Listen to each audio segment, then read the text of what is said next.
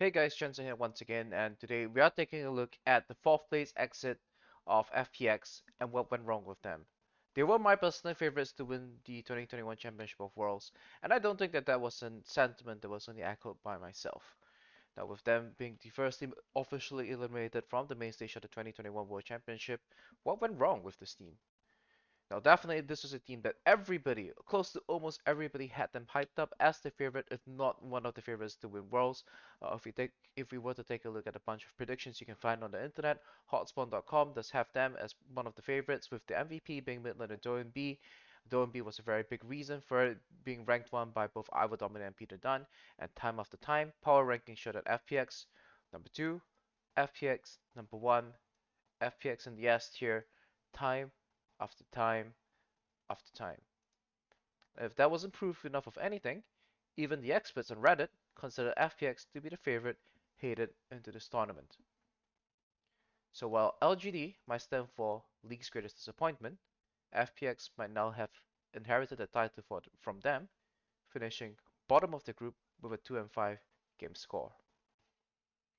So what was all the hype about?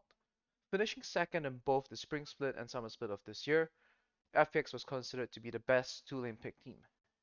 In the early game, they prioritized Rift Heralds over Drakes, using that to create map pressure, and they were quick and effective as snowballing leads.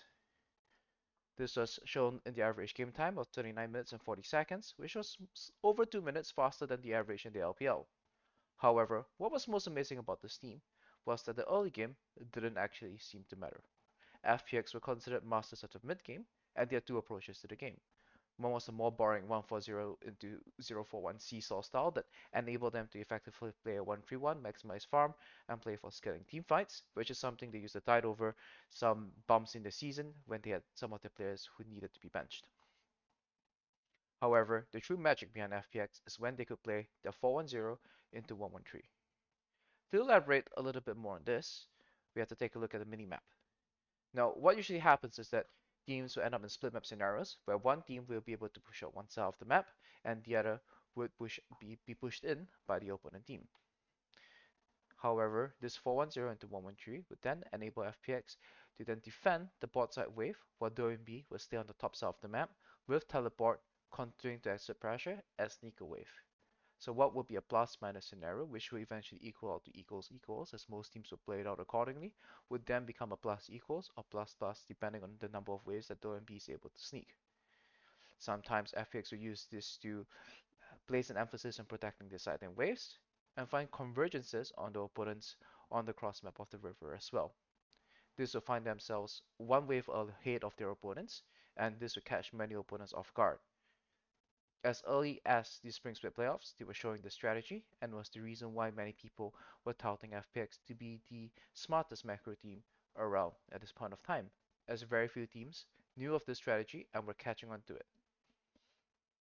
This would then eventually be translated into additional objective pressure, as FPX would often use this, take a decisive fight, and snowball it into multiple objectives from that point. The champions that FPX were able to succeed with this strategy the most were the following, which were some of their most played in the summer split. As we headed into Worlds, we expected some additional toys to be added to this arsenal as well, while others faded out. Most notably, the assassin junglers of Kiana and Talon, once Kiana in particular being a very big part of the 2019 World Championship that FPX won in, and the Tryndamere mid lane, which many people considered to be a DoNB type of champion. So, did FPX have a wrong meta read, or were they hiding strategies? Now we have to take a look at the champions that they played in this summer split, with these being the most played, and these being what they had A strategy, of once again playing this 4-1-0 into 1-1-3 style, and then they had the scaling teamfighting compositions that they played as well. As compared to what they played at Worlds, where they played a whole bunch of champions, with DoNB and Crisp playing a unique champion every single game. Now, if we were to compare this to what's OP at Worlds, I think we can start to slot things based on champions that are positive win rate into FPX's strategy A, strategy B, and what would be considered to be off color for FPX. There definitely was enough champions for FPX to play if they wanted to. considering what champions were seemed to be strong at was at a point of time, although there were a bunch of champions that were definitely off color that were at the top of the meta as well, most notably in the bot lane. However, looking at the champion pool of champions that um, the FX players did eventually show, LeBlanc, Kiana, and Talon were noticeably missing from this champion pool. Now, there should still be enough options for FPX to really execute on this. So let's take a look at what happened during the group stage itself. Things started off um, not the best shape for FPX, with them going for more of a team fighting style, with the likes of Jarvan Galio against the Kia, where the Yuumi pick seemed to have caught them off guard. They then went for the likes of a Malzahar Cannon against Cloud9, which started to make people question if FPX learned their mistakes from their loss against EDG in the LPL Summer Finals. However, when they finally beat Rogue 2-1 in a very convincing game, people started to say, hey, super carried OMB, he might be back. They gave him the rise as once again FPX's ability to play through the OMB on the side lane, create leads for themselves, and play this very solid macro-based map game. And once again, if people were to think back to 2019, FPX was a team that deliberately started slow, not wanting to show their full hand and full gamut of strategies until they reached the knockout stage. And with that, there was a lot of confidence going to FPX headed into round 2.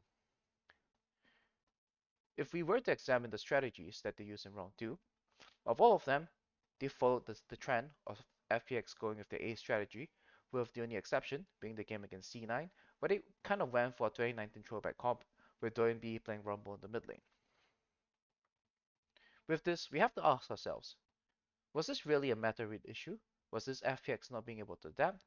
Or was it simply just bad gameplay, as FPX lost every single game in the second round and found themselves eliminated?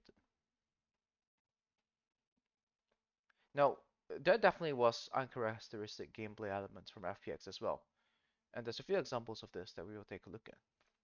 In the tiebreaker against Rogue, here, what seemed to be a very standard 0-1-4 rotation to the bottom side of the map, where the idea is that you want to cut off the Misfortune and force it to run the long way around. This was not executed on properly, as Chris on the trash was unable to cut off the Misfortune's path and enable the Misfortune to reach the fight faster than him and LWX did. This proved to be costly, as I do think that this was the losing point for FPX in this tiebreaker versus Rogue. In another game against Rogue as well, this was the 0-1-4 into 3-1-1, one of the feared plays that enabled FPX to be considered such macro gods in the LPL community. However, this went either a little bit too early or a little bit too slow.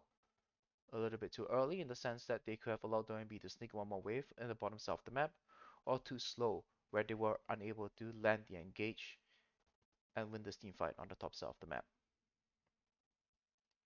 And against Damonkia in the second round as well, there was an error in the 4-1-0 into 1-1-3 rotation over here, where there seemed to be a miscommunication amongst the team, where the play on top side should be extended to secure the Rift Harrow, and Nuguri found himself getting caught out by the Twisted Fate and Poppy here, giving over a kill and putting a grinding FPX's momentum in the game to a halt.